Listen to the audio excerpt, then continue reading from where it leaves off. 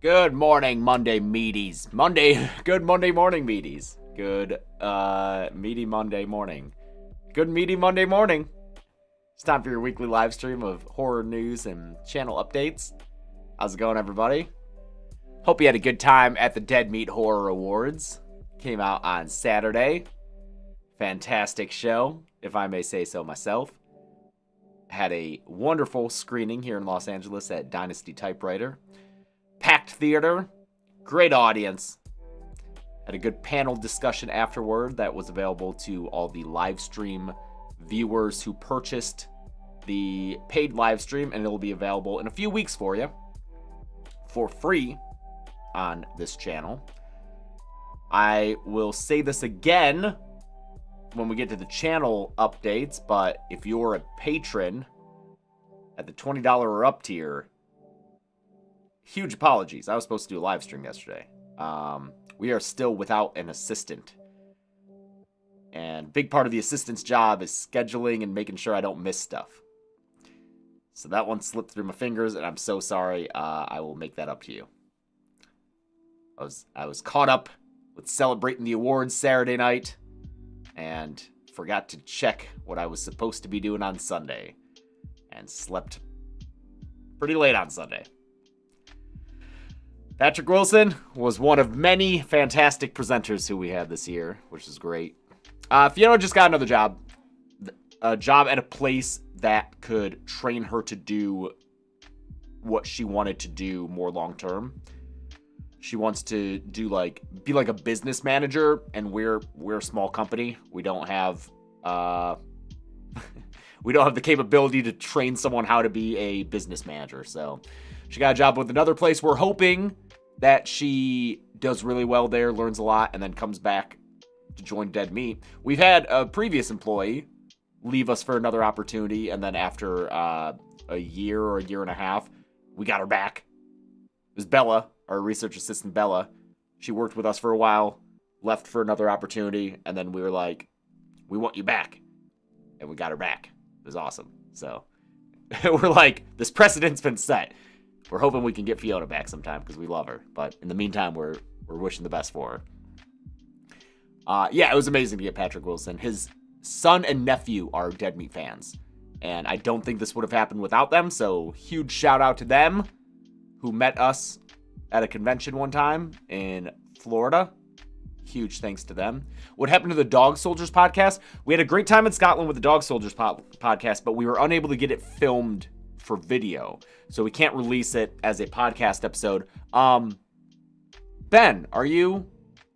Oh, Ben's there. There's brand manager and producer Ben, without whom these live streams would not happen. Thank you, Ben. Do we have someone cutting up that audio-only Dog Soldiers podcast for patrons? Because we're releasing that as the Patreon podcast episode, the audio-only Patreon podcast episode. Okay, let's get that in ASAP, especially because I haven't recorded my Puppet Master 2 off-screen audio yet, so the editor should be free. My bad. The McGraw sisters were great. They were super excited to do it. Yeah. Before we get more into the DeadME stuff, let's go with the horror news. Let's do that. That's the order of operations here. We gotta do that. Where we at? This one, and let's go. Oh, you just got Sabrina Carpenter on Fortnite, Lacey Ferguson? Which outfit you playing in? I always go with the blue, sometimes the pink. I got that yellow, but you know what? I don't really like the yellow outfit because she has two options with the yellow, and one is the dress that goes over it. But I feel like the dress that she wears in real life is more like a sheer nightie, and they didn't do that in Fortnite, so it ends up looking more like a billowy kind of, I don't know, dress. She looks like Megan from behind. I don't like that. But then you take the dress off, and I don't really like how tight and form-fitting the yellow is without the dress over it. So I just go with the blue or the pink, I think. But I also changed my menu music when I have my Sabrina skin loaded to Feather. So I just hear Feather on repeat over and over and over. And I ain't mad, dude. I also got, make sure you get the spray paint emote, spray lips. You can do little kissy lips. So every time I kill someone, I do little kissy lips, and then I hit an espresso dance on them. Okay. All right, let's get to the horror news. Willa Holland and Paul Sparks are going to be acting in an adaptation of the video game The Mortuary Assistant. I never played The Mortuary Assistant, but I remember hearing about it. And so now it's getting a movie made. And I'm not too familiar with these people who are in it. She's from Arrow. He is from House of Cards and other things. They're both from other things.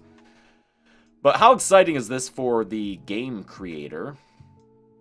Clark.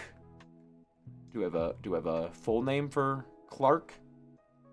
Is it just a mononym? Is it just Clark? Oh, Brian Clark. Brian Clark made this little indie game, The Mortuary Assistant. Now they're making a fucking movie out of it, dude. That's gotta be so cool. I forget what the look of this game is. Is it like more of a lo-fi one or... Well, that's terrifying. What the fuck? Oh my god, that's horrifying. This makes me feel like that quick clip in the Together trailer.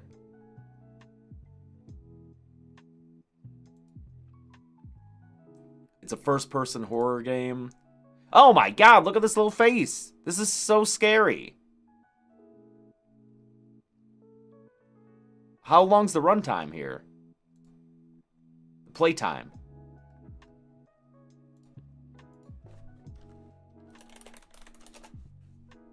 But what? Oh. Oh. I should definitely do this. I should definitely do this.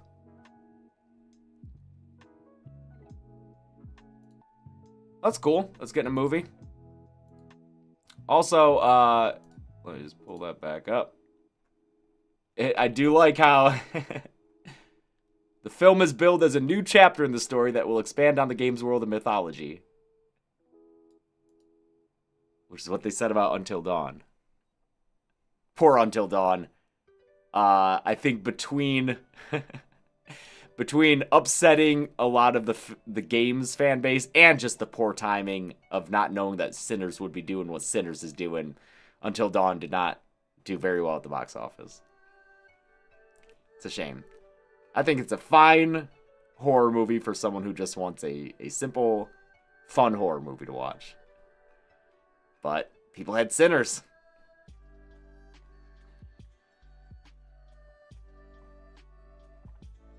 Maybe he'll develop a cult following. Yeah, maybe. Sinners and Revenge of the Sith, dude. I wish I had the time. I wish I had the time to go see Revenge of the Sith in theaters. I think it's overrated. When I was a kid and it came out, it was my favorite of the prequels. Then last time I watched all the prequels, which was when we did like Drunk Star Wars, so what was that, 10 years ago or whatever? It became my least favorite of the prequels. Because it's actually super fucking boring. It's really a slog, dude. But I would still love to see it in theaters. It's a fucking Star Wars movie, dude. The effects, the worlds, I would love to see it in theaters. I just don't have the time. He did say F them kids, for sure. Yeah, no, we liked watching Phantom of the Menace again. The Phantom Menace, not Phantom of the Menace. Watching the Phantom Menace again, it has more real shit in it than Clones and Sith. Clones and Sith suffer heavily from everyone's in green screen world. And you can fucking tell. Phantom Menace has some tactileness to it. And I appreciate that. And it's a better watch to me because of it.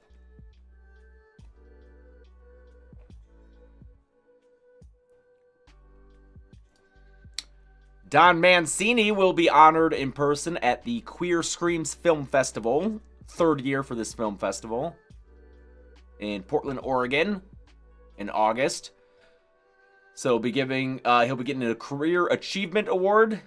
honoring significant contribution to queer horror cinema and culture. Makes sense. And they're going to be doing a double feature with him with Bride of Chucky and Seed of Chucky, since that's the one he directed. They'll also be playing the original Child's Play on Sunday. They're doing live drag and burlesque performances. That sounds right. And yeah, I'm not really familiar with this festival, but Menace of the Phantasm. But good for Don. He deserves all the honors, all the acclaim. Love that guy. It's great. Isn't that kind of icky? Why can't he be honored at normal award shows? I don't think it's icky for a group of people who have faced and do face a lot of discrimination in their lives to celebrate one of their own being a super successful and outspoken member of their community and filmmaker. He should also be honored at quote-unquote normal award shows, but there's nothing wrong with having a more specified award show that celebrates again, a group of people who kind of going through it, you know? Why not both? Exactly. ZXCKV. Boulay, but speaking of drag, the Boulay Brothers Dragula renewed for season 7. And then their all-star show, Dragula Titans, got renewed for a second season. This is for Shudder.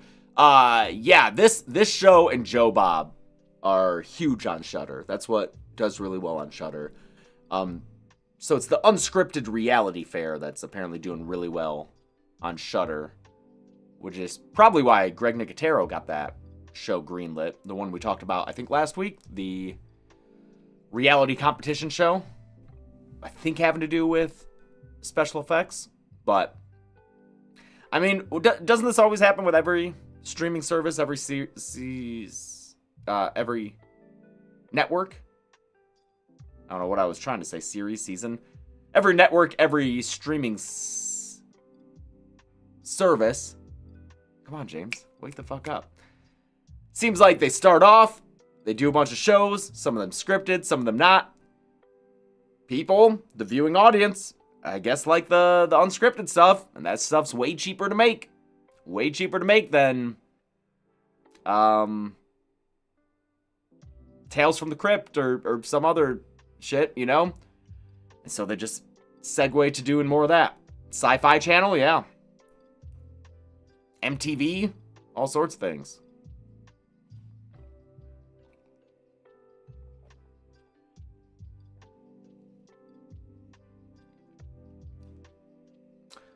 If you want to blame someone, blame the viewing audience.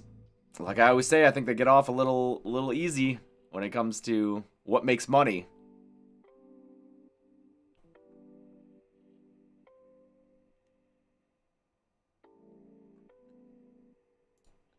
Here it is. Friday the 13th TV show Crystal Lake is finally underway. Pre-production has finally begun, as indicated by an Instagram post by showrunner Brad Caleb Kane, who did that Welcome to Derry show, who replaced Brian Fuller when he dropped out. It's finally happening. It's coming from A24. It's going to stream on Peacock. It's the first new Friday the 13th media we've had in a long time. Announced back in November of 2022. And we don't have a date yet, I don't think. But sometime next year, likely on a Friday the 13th. All we really know about it is that it's got a hot Pamela Voorhees. Kiki Mama Mommy. It's Linda Cardellini playing Pamela Voorhees. Don't boo me, Michael. Social media coordinator Michael. Get out of here, dude.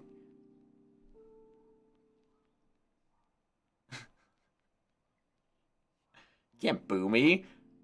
Listen, Michael, I'm pretty sure I bought your tuna tartare appetizer at the dinner we had after the awards. So I feel like you owe me. And don't even try to say it wasn't yours, dude. You're telling me you didn't have a single chip? Single chip with that tuna tartare? Those little mango bits in there? You didn't have a single chip? I don't fucking believe you. I don't fucking believe you. I wouldn't really know. We went to dinner after the award show with some of the DeadME crew. And the entire time, Chelsea and I sat there and talked to Atrioc and his wife, Ari, who came to the show. His wife, Ari, is a big DeadME fan. Chelsea's a huge Atrioc fan. So it was just like us having our wives geek out over each other. It was a great time. Really was glad for the opportunity to meet them and get to know them. They feel like bizarro versions of me and Chelsea, so that was fun.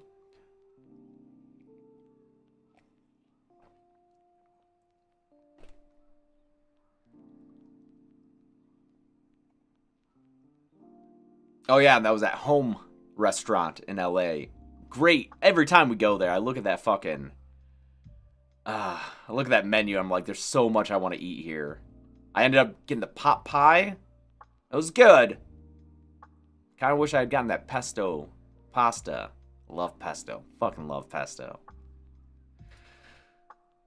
Dude, this motherfucking cast, for Ready or Not, Here I Come. Holy shit, man. In fact, do we have it? Do we have it? Holy shit.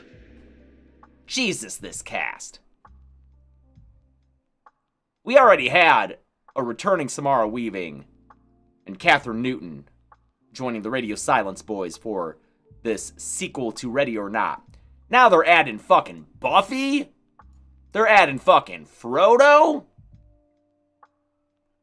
I don't know Sean Hatosy. Who's this? Who's this gentleman? Oh, the Pit? Oh, the Faculty? Oh. He's in the Pit. I gotta watch that. That's on my list. The Pit and the Studio. Is that what it's called? Who was he in the Faculty?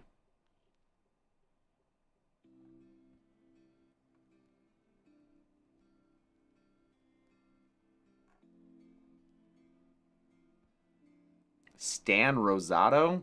He was the jock? Okay.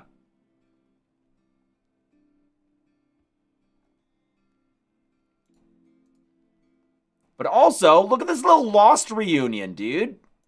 Kevin Durand, who... Oh, hey, thank you, Brian. Hey. Kevin Durand, who worked with Radio Silence and Abigail and who was hilarious in it. Alongside Nestor Carbonell, dude. I don't know what he's been up to, but he was one of my absolute favorites in Lost.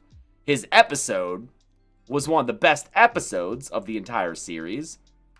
He was Richard in Lost. You know, the guy who everyone's like, does that guy have eyeliner on?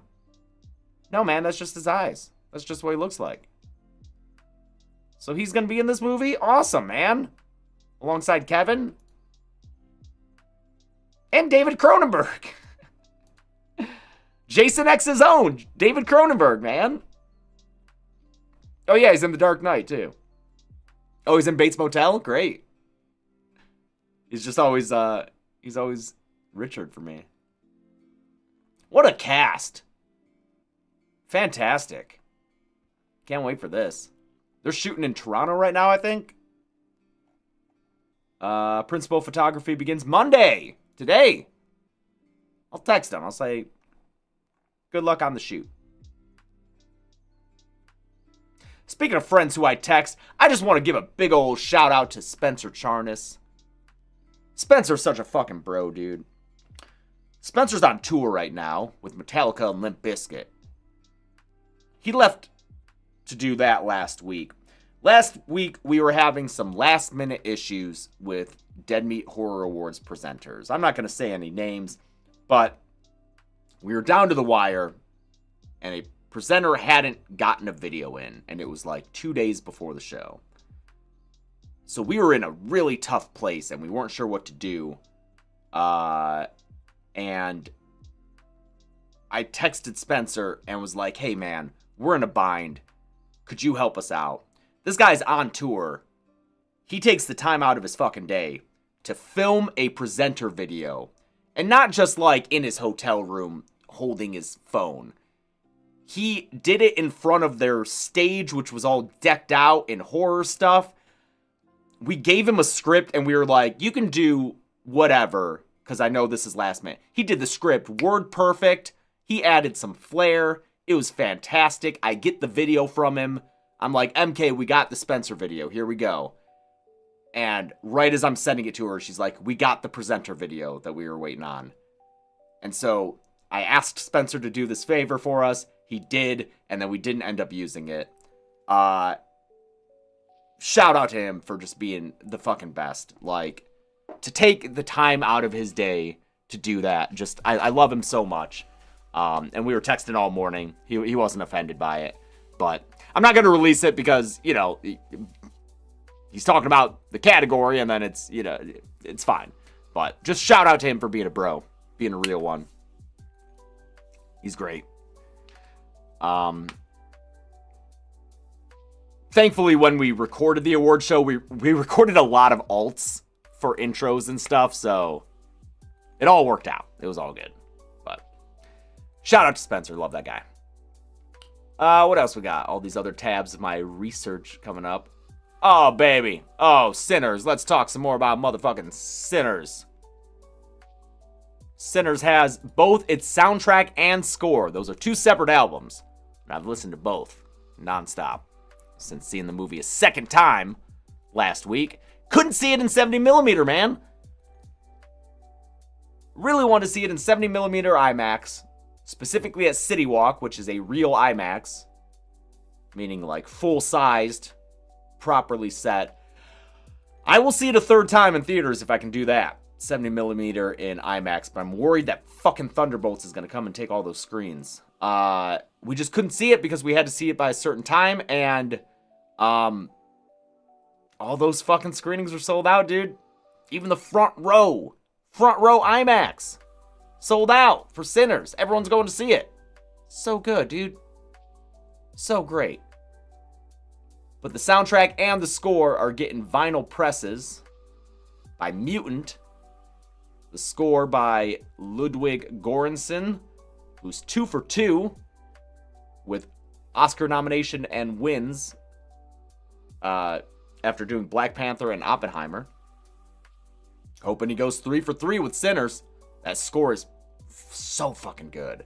And then the soundtrack, a lot of it is songs over the score. Like, it's the music from the score, but with songs over it. You got Haley Steinfeld doing a song on one of them. You got fucking Kingfish, who I've seen in concert, who's great. You got Buddy Guy, all of them. Jerry Cantrell from Alice in Chains. James Blake, like, great album there, dude. Rocky Road to Dublin is... I don't know if I've listened to Rocky Road to Dublin more or Go Lassie Go. Go Lassie Go, dude. Oh, man.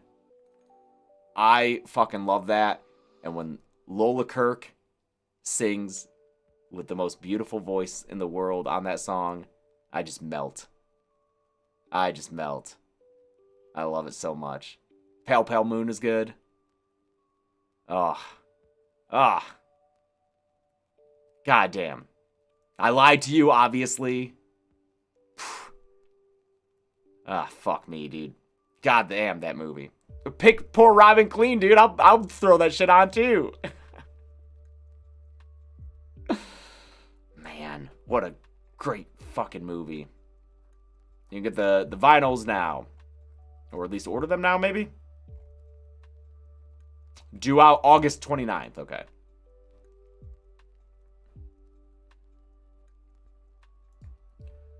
What is this, dude?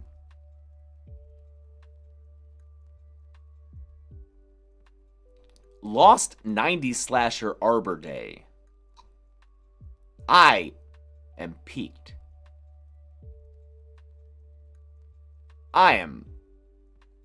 Look at this stupid image. I am so curious. What day is Arbor Day?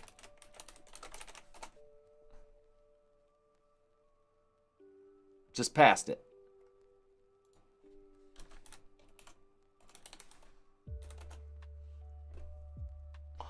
It's on Friday.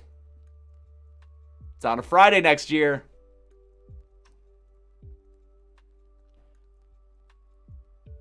So wait, is it Friday, April 17th or Friday, April 24th, Internet? Oh, Internet. You used to be so cool, dude. And now you're just fucking slop. You're just fucking dead slop. This should be a simple fucking question, man. Frickin' Bing. Frickin' Bing. Stupid, sloppy, stupid fucking dead internet. God damn you, stupid shit. Anyway, I'm super excited about this. I don't know what the fuck this is. Arbor Day. Arbor Day? Came out in 1990?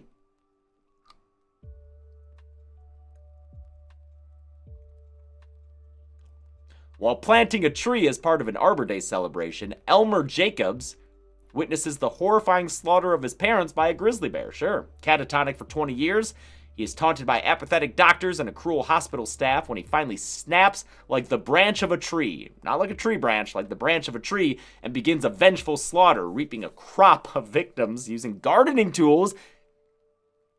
I love kills done with occupationally appropriate weapons. Unaware of Elmer's rampage, a group of teens, undoubtedly horny, party in his abandoned house only to be chopped down one by one.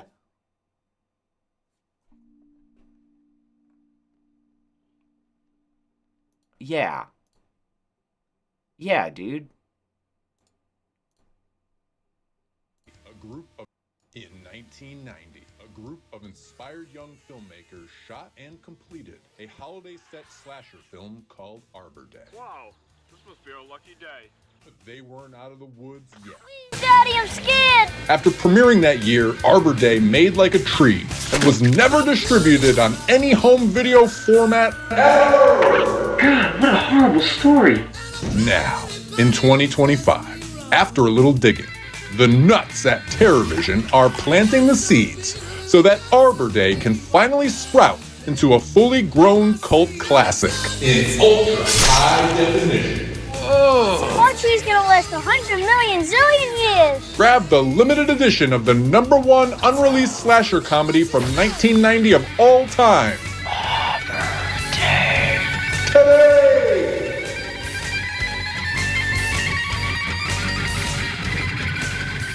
What? Why does this look like something that was made in like late 2000s for YouTube? This looks like a Dude Bro Party Massacre, right?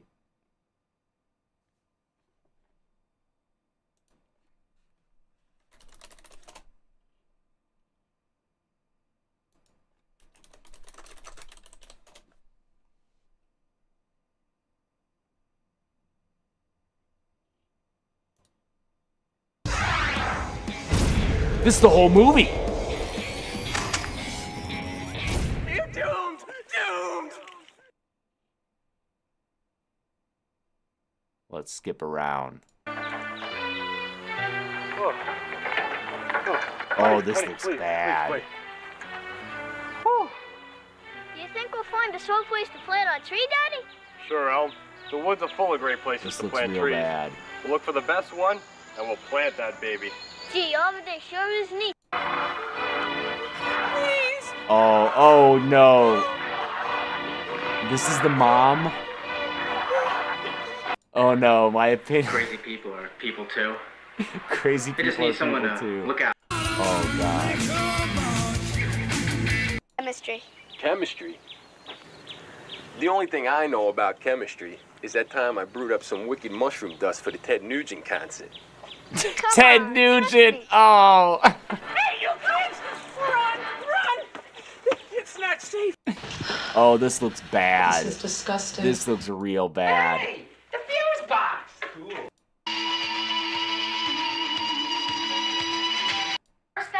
So wait, this kid's a separate kid than the kid in the beginning, right? Because the kid in the beginning is the killer. We're all alone in this deserted house.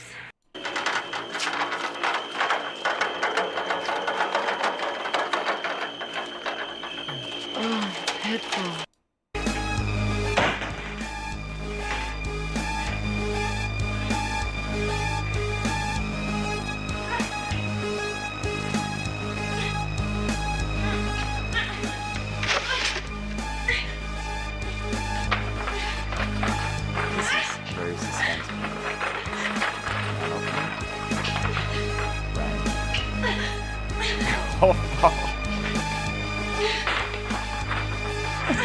Oh, this is so dumb.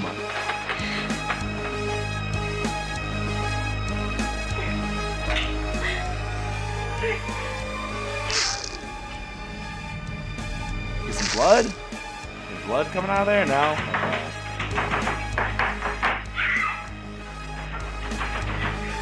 Yeah, this is great music.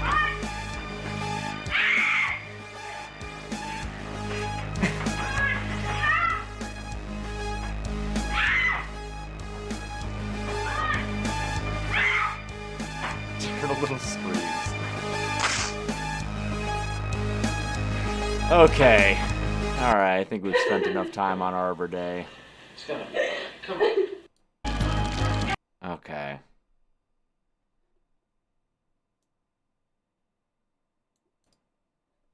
Yeah, I don't know. I don't know.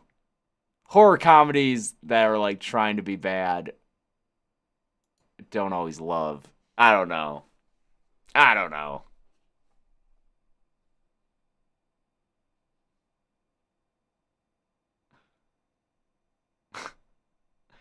It does seem like a Llamageddon type, but it blows my mind that it was made in 1990. I guess people, you know, people have always been people. Always have the same sense of humor and such. The golf ball bit was a little funny, yeah. Alright. Urban Legend reboot in the works. Gary Dauberman, who just wrote Until Dawn, is producing it. And they're trying to get Neil Moritz, who produced the original, to also produce it.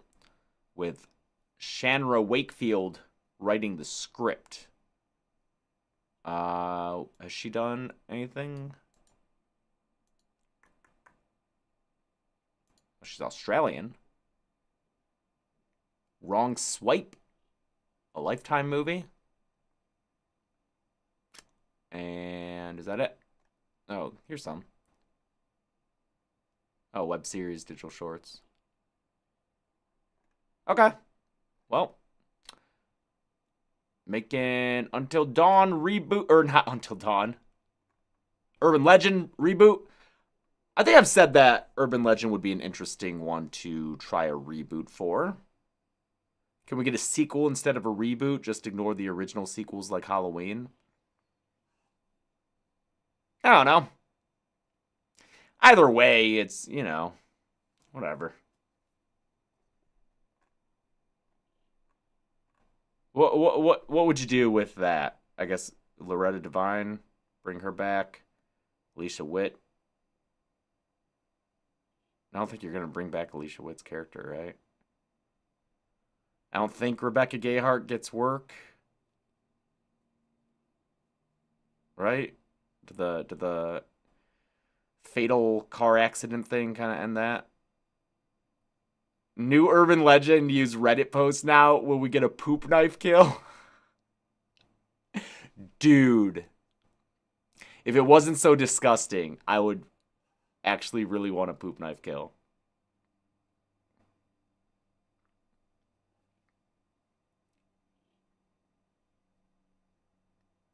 Yeah, you could do like creepypastas.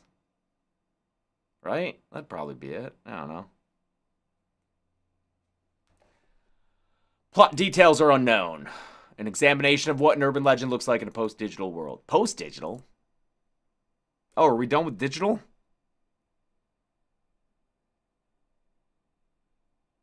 Oh, shit. Okay.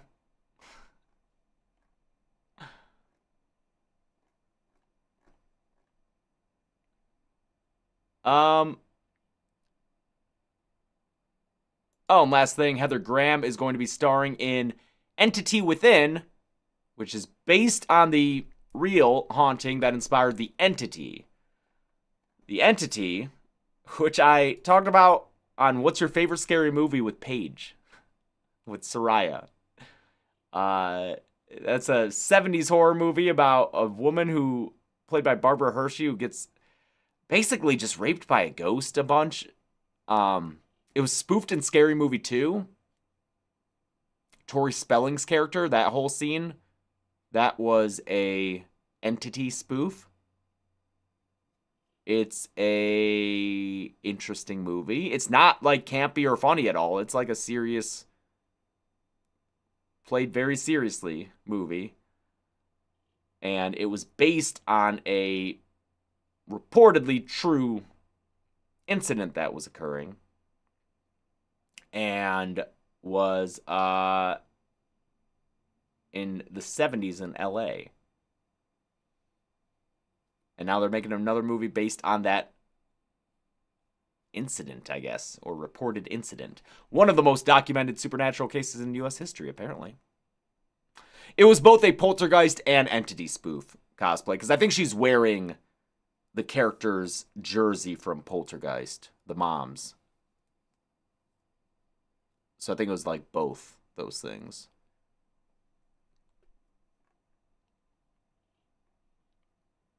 Oh, and Kevin Kepi, who was the Smile Demon in Smile, will also be in it. Okay, that is it for... Oh, wait. We got horror movies coming out. Wind and Bone. What's this one? It's coming out May 1st. Okay. I have heard of Rosario because David Dasmalchian is in it. And it was at Overlook. I just didn't get to catch it. It was playing at the same time as something else I saw. So that'll be out on May 2nd. I think streaming. Untold. What is this one? A lot of movies I'm not familiar with here. Alicia Witt said she'd be down to come back? Really? Wow. For an urban legend reboot. Fear Below, a ragtag team of divers attempting to salvage a sunken car from a river. Oh, they're trying to look for the maniac car. And a desert. All right, yeah. I don't know what these are, but there's some movies if you're looking for stuff. Hoagie did reach its crowdfunding campaign 2 weeks ago in order to get a 35mm print. I'll keep you updated. I'll keep you updated if that starts to happen. Oh, Alex Miller, the book that Clown in a Cornfield is based off, is pretty good. Hoping the movie's good as well. I did enjoy the book. If you like the book, I think you'll like the movie. Same tone, only I think it's funnier. It's not straight up comedy, but it's very funny in a Scream sort of way.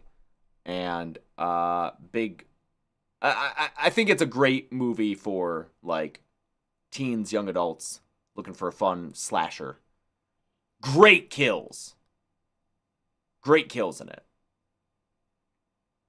That comes out in May. No, I'm talking about Clown in a Cornfield right now. Okay, so we have a couple of trailers, but we'll do Dead Meat stuff first. The Horror Awards were yesterday. Not yesterday, Saturday. Check it out, man. Please check it out. Thank you, Zeke. They're on this channel, DeadME Presents. Had we put them on the main channel, I'm sure it'd have higher views. But the whole point of this channel is to have non-kill count stuff, like the awards. So, hoping people will come to the channel, check it out, subscribe, and watch more. The intro was a lot of fun. That's right. That was all... I mean, it was a team effort all around with writers Tim and Addison, editors Sarah, Josh, and Linnea. Sarah crushing it, as always, with the In Memoriam segment. Always. Zoran had the intro idea. Fantastic. Thank you, Ben. Ben, a big part of the show. a lot of them were like sprinkled into that intro. Researcher Bella was there. She said we look great. I said, yeah, we do. But really, the head of the entire thing is our producer MK, who works tirelessly. I mean, we start work on the award show in like November, and this year we'll probably start in like September to try to avoid some last minute things that happen. It's turning into a year-round production to make sure it's good. So it's non-stop work, and it's worth it every year. It was so cool to see in a theater this year with a packed audience who were all super into it. It was so validating to watch our work be like, people were clapping for the winners, you know, people were laughing at the presenter jokes. Great presenters all around. Especially fun, creative ones from Anna Lori, our friend who did the Final Destination-esque presentation.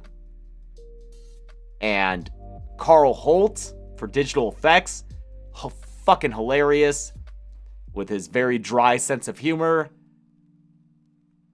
Rich Summer with the great, like, green screened background where he was like presenting an actual award. None of these people, we didn't tell any of them to do any of that.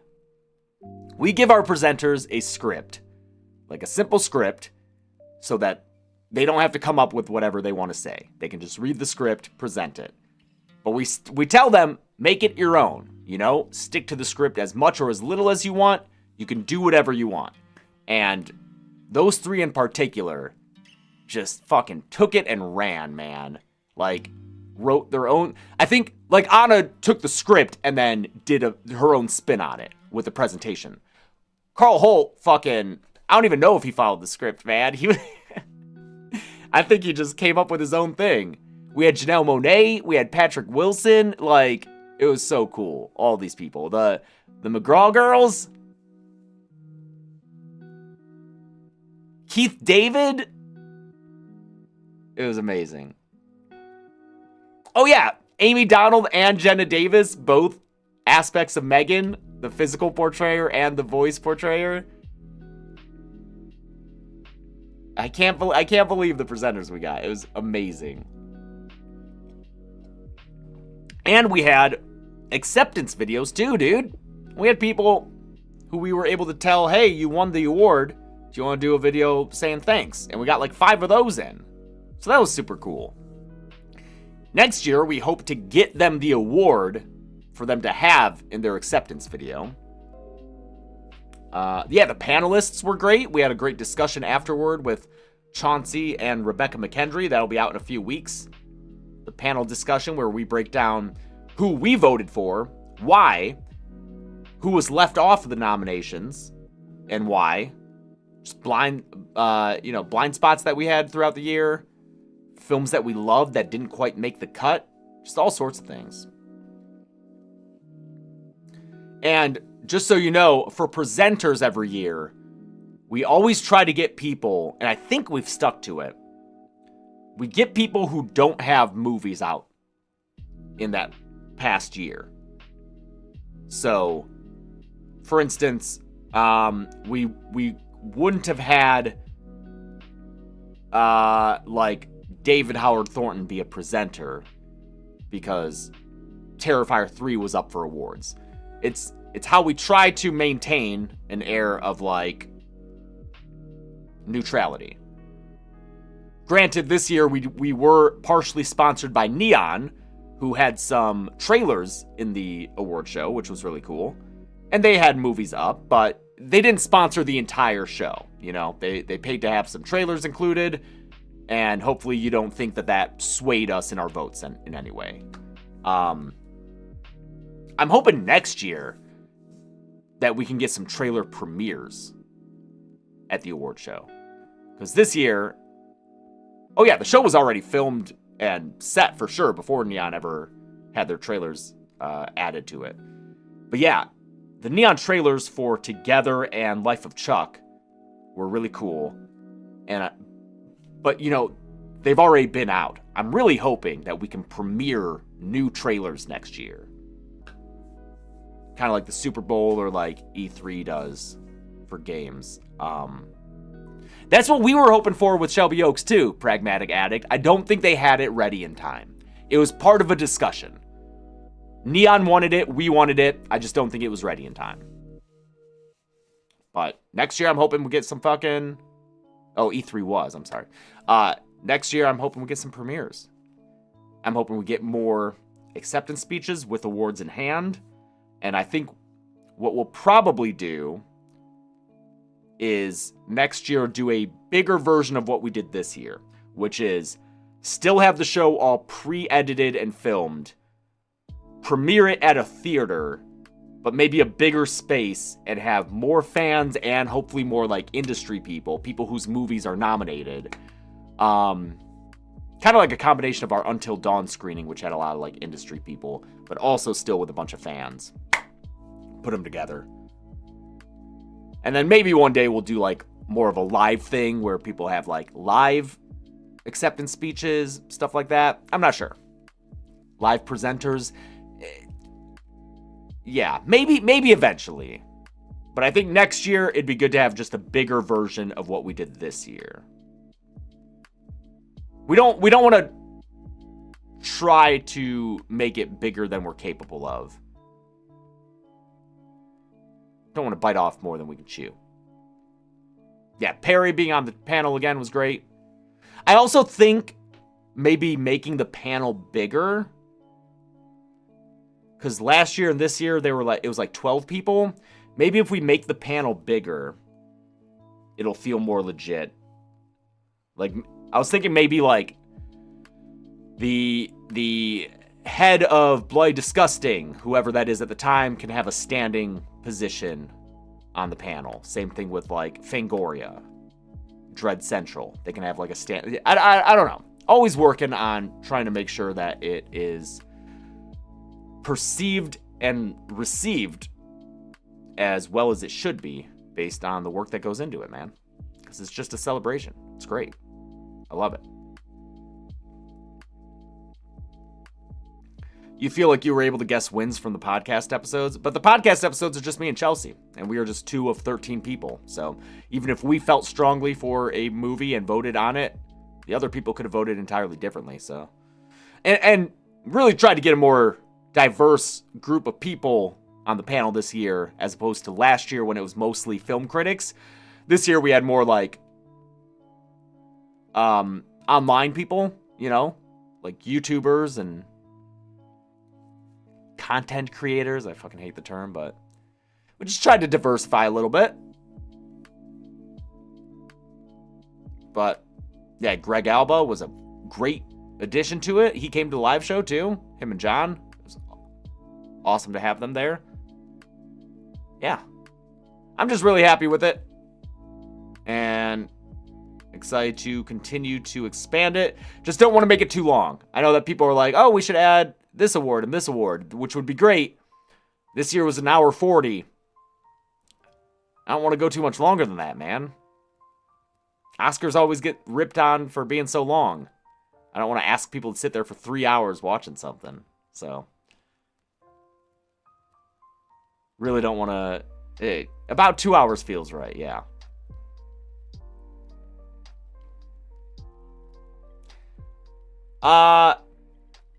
This week's a podcast week. Sinners. That's why we saw it a second time. We'd see it a second time regardless. We filmed this podcast last night. We filmed for 2.5 hours. So if you do like long things over 2 hours, get ready for that. 2.5 hour long podcast episode talking about Sinners. Chelsea and researcher Bella did so much research into this movie because so did Ryan Coogler, dude. The more you delve into that movie and its historical aspects, the more you're like, oh, this was researched. Shit. So get ready to hear all about the Choctaw and the Irish and their special relationship. And God, did we not even mention Frederick Douglass and how he went to Ireland for a little while? That might have been something we missed, just because of how much there is to discuss, dude. Oh, it's so fucking good. So great. Tune in for that. It's scheduled for Wednesday, as always. Might be Thursday. Chelsea didn't say that. I'm going to say that now. Because tomorrow, we've got a full day of stuff. We have a shoot in the morning for something that you'll eventually see. And then a screening at night for a movie we're really excited for. So, we got a full day tomorrow, so I don't know if she'll have the time to edit the episode. So that might be an edit for her on Wednesday and the episode coming out on Thursday, especially for it being that long. So, might be a Thursday podcast episode, but we do plan to have this week a trailer reaction for I Know What You Did Last Summer. Chelsea and I broke out the board with the pen. So, that should be coming out this week. Hopefully sooner rather than later. Maybe tomorrow. We'll see. I know there's a cut out of it that I have to review. No kill count this week. And next week is the Until Dawn kill count for the video game.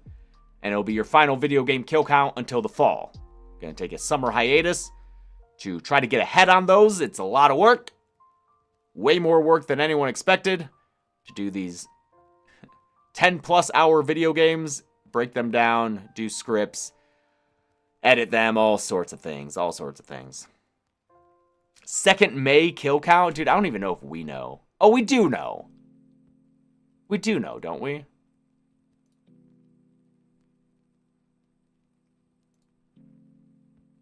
Yeah, think of them as seasons. This will be the end of Season 1 of the video game kill count. Season 2 will be in the fall. Oh, yeah. Oh, yeah, that's the 2nd May kill count. The 2nd May kill count. Well, movie kill counts. I think of kill counts for me as the movie kill counts. Video game kill counts is a separate thing. So, Until Dawn video game, May 9th. Great. Puppet Master 2, May 16th. And then for May 30th, this is one that a lot of people asked for. Mr. Crockett. How y'all feel about that? How y'all feel about a little Mr. Crockett in your feed? Oh, we got some caps. We got some capitalizations in the chat for Mr. Crockett.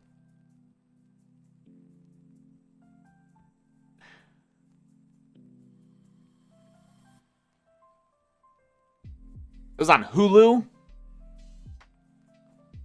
Had some good kills in it. Some good practical effects. Think of it if like, evil Mr. Rogers. That's right. He did have a cameo in the montage. That's right. In the Horror Movie Awards montage.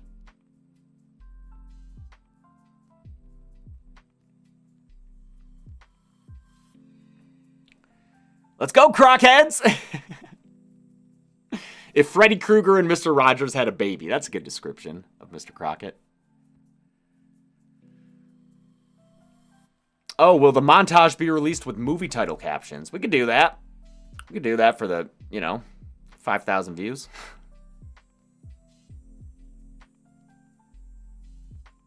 Add that to the editing list, I guess, Ben.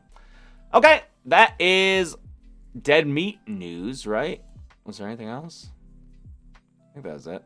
So let's do these trailers real fast. I'm just going to do 2.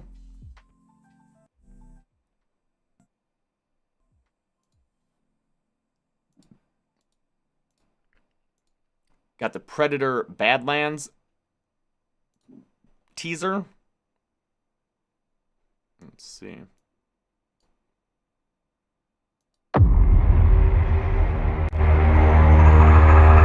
I didn't think you survived.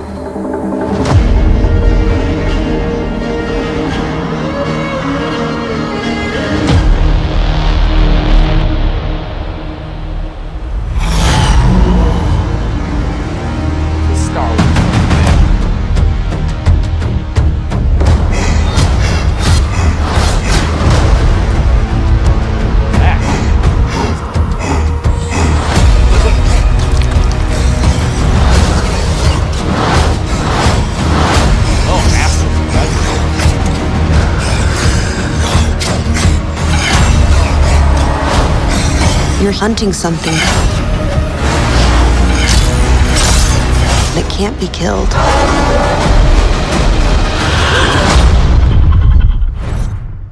That looks like a reek from...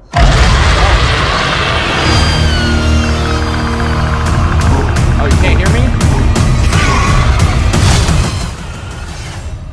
Sorry, I can't hear the mix in my ears. So, alright, yeah. I mean, it's from the director of Prey, so that's cool. I trust that. I was saying that it's, sorry. I looked down and I just saw the desktop audio, like, all red. And I was like, my bad. Yeah, I was saying this looked like a reek from Attack of the Clones running in. Except this has more of a tail, it seems like. A lot of maskless Predator here. That ugly motherfucker. All right. Chick's Eyes has the Wayland symbol. Oh, what? Is this like tying into the Alien franchise?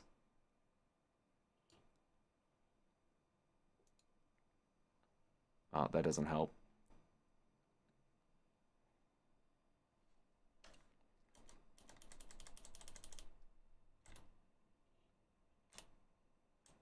Oh, yeah, it is the little W, isn't it?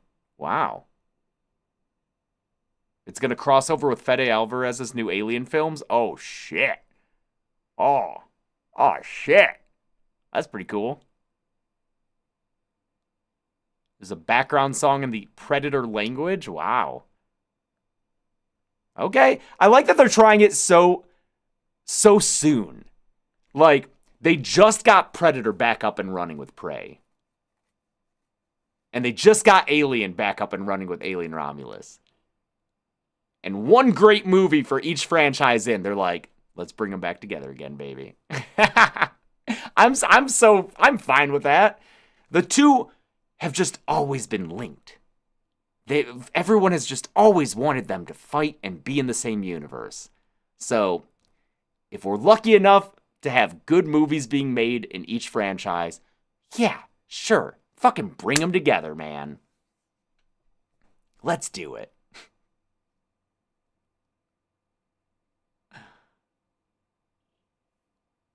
Might as well while the fire's hot. That's right, Jacob Lester. What's the Star Kid news? Guy who didn't like musicals is getting like a restaging?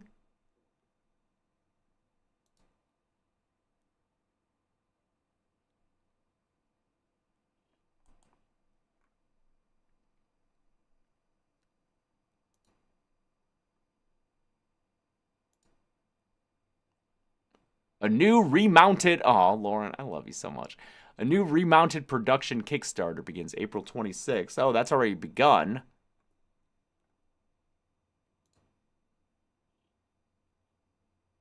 Wow.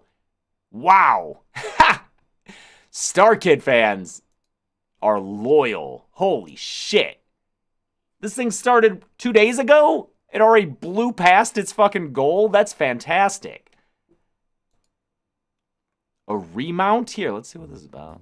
Oh, it's a 6-minute video. I ain't got time for that, guys. In 2018, Star Kid Productions brought you the story. HP LaserJet, not the HP Inkjet. Oh, it's a whole little sketch. I will want to watch that. No! Not again! It's happening again! Rejoice. The very nature of theater. Aw, Joey! And reimagine and kind of add to Your help! Then So, I don't have time to watch this 6-minute video. What is this doing?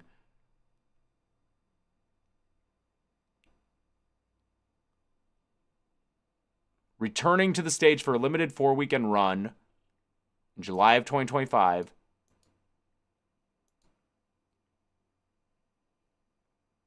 Oh, Lauren's directing the remounted product. Is that what it's called? Remounted? It's not restaged? Is that like a joke or is that like a real thing? Remounted?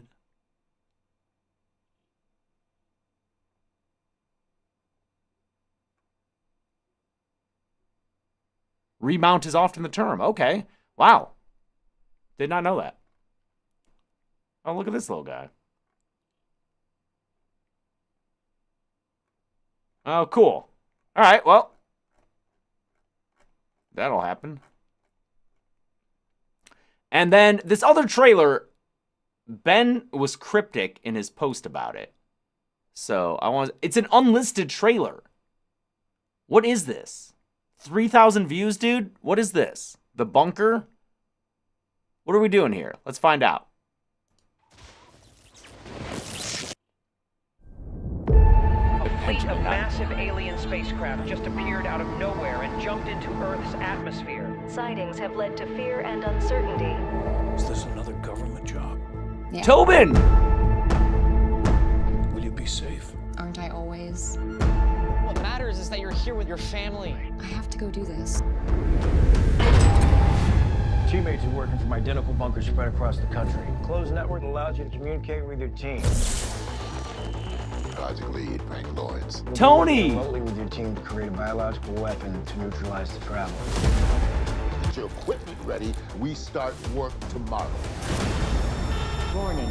Stand alert. Their craft emit a high-powered beam to scan our installations. You've got exactly 30 seconds to get in this charity. Dr. Riley, are you okay? I'm fine. The chair did its job. Chair did its job. Stop pretending they wanted peace. This was always a war. Are you all right? Don't trust him. Don't trust your team. They're lying to you. Make you AI reporter voice. You just want to kill yourself. Dr. Riley.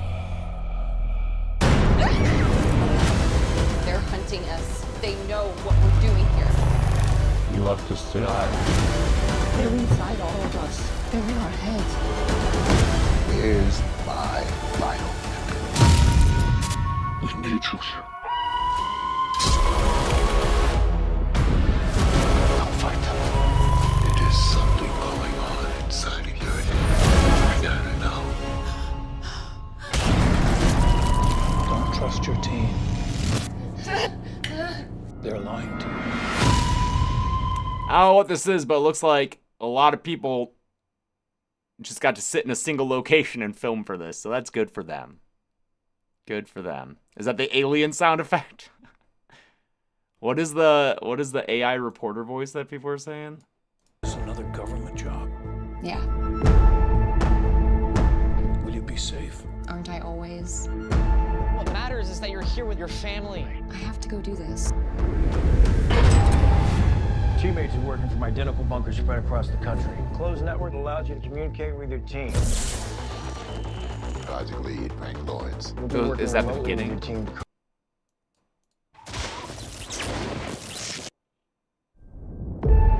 fleet of massive alien spacecraft just appeared out of nowhere and jumped into Earth's atmosphere. Sightings have led to fear and uncertainty. Is this another government? How can you tell? How can you tell that?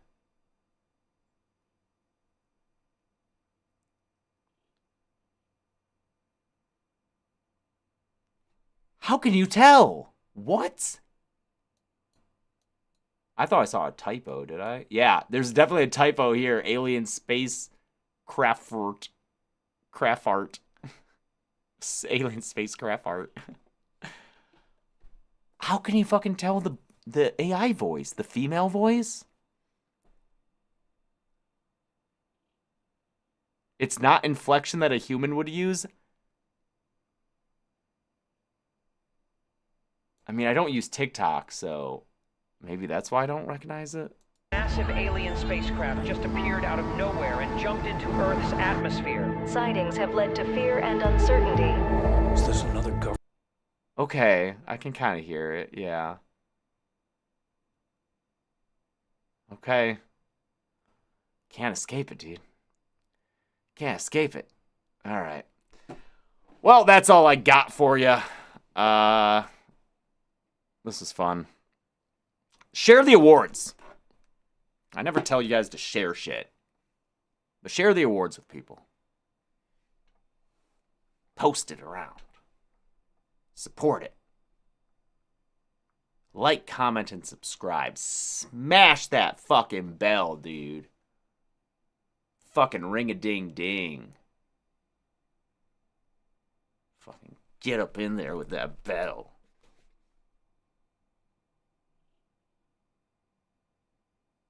Hit that notification bell. Share the wealth. What if that was their call to action? Be sure to like, subscribe, and share the wealth. All right. All right. Thanks, everybody, for tuning in. Always love these good times. I'll see you the next time. Get a little outro music for you. All right. Bye, everyone.